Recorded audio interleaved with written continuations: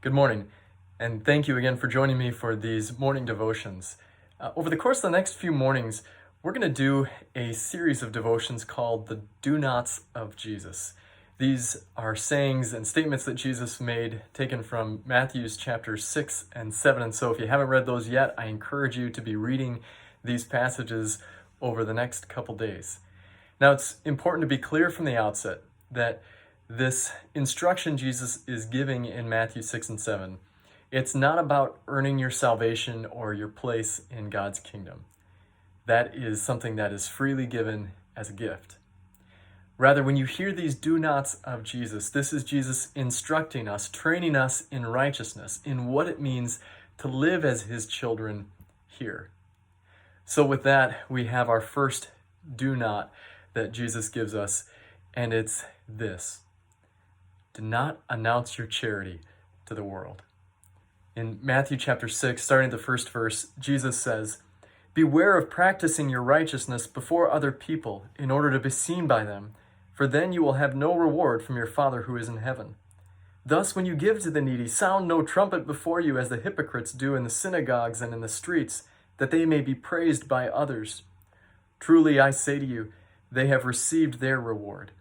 But when you give to the needy, do not let your left hand know what your right hand is doing, so that your giving may be in secret, and your Father who sees in secret will reward you." Consider this your opportunity to pause for a moment and consider your motives. Why is it that you give when you give to the church or you give to, maybe a charity of your choice? What is driving you to do that? Is it your desire to help others?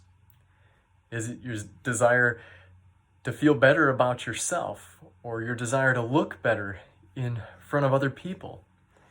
Do you give out of obligation? This is a moment to also be wary. It's very tempting to guess the motives of other people. Why is another person giving something? Don't do that. Take this time and pause and consider, why is it that you give? Paul, in his letter to the Corinthians, says that God loves a cheerful giver. So consider for a moment, why is it that you give? When you give to the poor, when you give to church, when you give to a charity or a hospital, or to a cause that you believe in, why is it that you do that?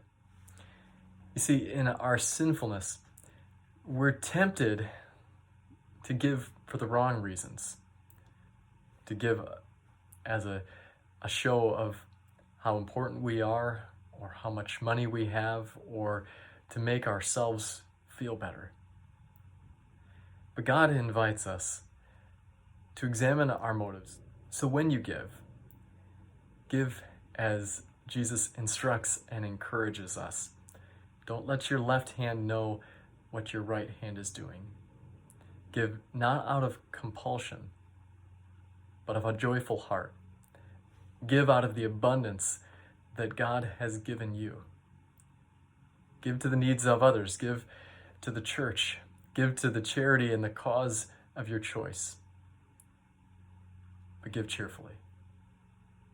Have a great day.